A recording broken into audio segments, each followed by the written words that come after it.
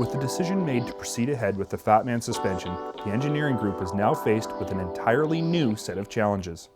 So as we as an engineering group took the shock outside of the rear track or the track circle, the rear track shock went above the tunnel, we basically had to cut the back half of the tunnel off, and you lose the place for your key cooling, the place where you mount your seat, and fuel volume, because that's where your tank sits. So those three areas we had to go and figure out superior solutions to help keep this be a viable sled for all the other attributes that our customers expect out of a snowmobile, and still maintain the progressive ride that we're chasing with that new skid.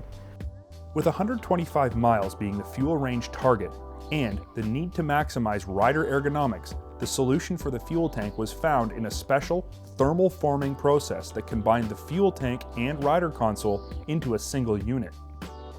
For the seat, the goal of maintaining the benchmark of comfort and support with only half the area of a traditional seat cushion led to the formation of a new seat foam.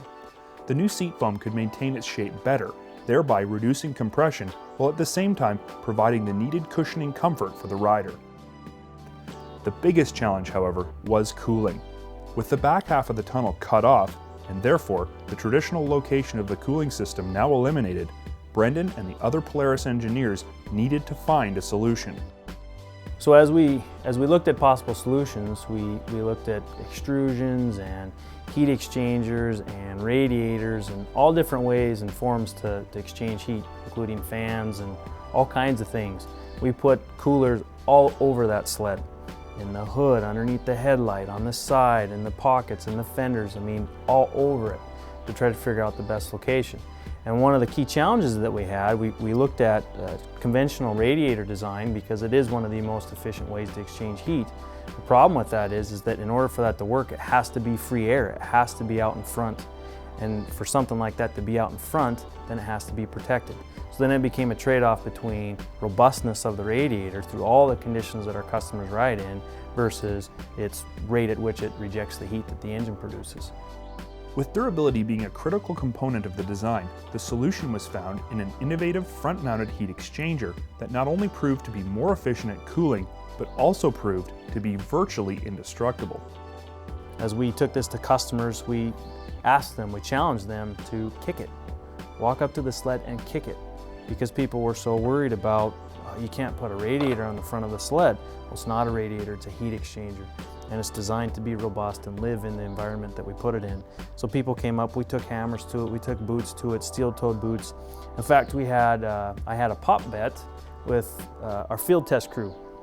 I challenged them to go and wreck this.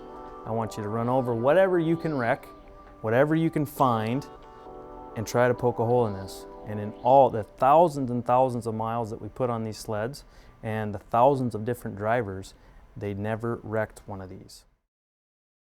The development of the Blackjack was proving, in many cases, to be a long list of innovative firsts for Polaris.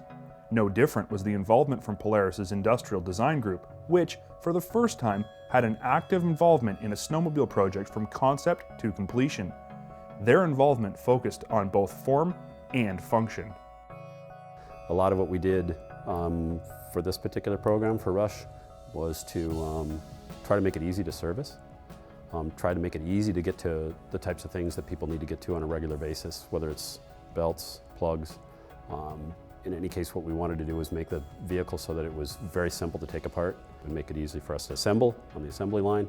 It would make it easy for our customers to service themselves, things that they need to do frequently, and it would make it really easy for a dealer to strip it down and get to like big systems in a really quick way. Their goal of developing the sled's physical identity needed to portray the attributes of light, aggressive, and fast, but the design group wanted to go further. They also wanted to capture the heart and soul of Polaris's past. We asked a number of different people, what was like a key element of snowmobiles from the past, and a word that kept coming back up to me and getting knocked on the head, was the indie.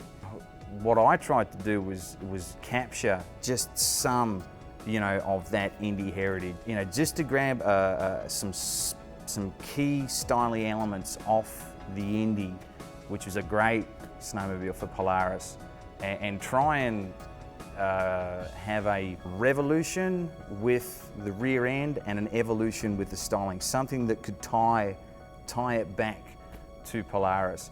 The hood scoops, I've heard, it's not much. It's a very kind of small thing, but there's been quite a number of times where people have kind of said, "Oh, look, there, hood scoops. Yeah, that's the Indy."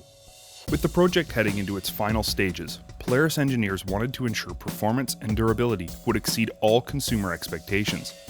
The final leg of testing would span over 100,000 miles and across the entire North American snowbelt. Regardless of season, Polaris wanted to push the sled to its extreme limit. At the same time, Polaris's marketing department was further developing the identity that would embody the persona of the sled. The name that would best describe the experience consumers could expect was Rush, and the suspension would transition from Fat Man to Pro Ride. But these names alone didn't accurately position the sled in the market. The two words that worked best were terrain domination. Terrain dominating control for the consumer basically said that they were in charge of the ride. The terrain wasn't. Terrain dominating control has four quadrants: balance, power, suspension, and durability. And essentially it talks not only to the Rush snowmobile, but also to our entire line. It's really our positioning as it relates to no compromise. When you take a look at these four quadrants of terrain dominating control, it really delivers the best overall riding experience for our customer. With rumors starting to circulate, the entire snowmobile market was buzzing. When the Rush was finally unveiled during the 2009 Winter X Games, interest for the sled peaked with over 65,000 visitors to the Polaris website in a single day. The press wanted to take advantage of the buzz as well, and the Rush found a home on the cover of every snowmobile magazine. People could hardly wait to get on the sled and try it for themselves. Polaris happily obliged with the Rush demo tour. The snowmobile community was again set ablaze. Those who were lucky enough to ride the Rush became the foot soldiers of Polaris's marketing campaign as they recounted their experiences across the web and enlisted more consumers to Polaris's rank. The engineers in Roseau know snowmobiling better than anyone else, and they know exactly from a consumer's standpoint what they're looking for. And they over-delivered. They met an unmet need in the marketplace. And there's a sense of pride across the board from everybody that worked on this project. And it feels good to be back on top again.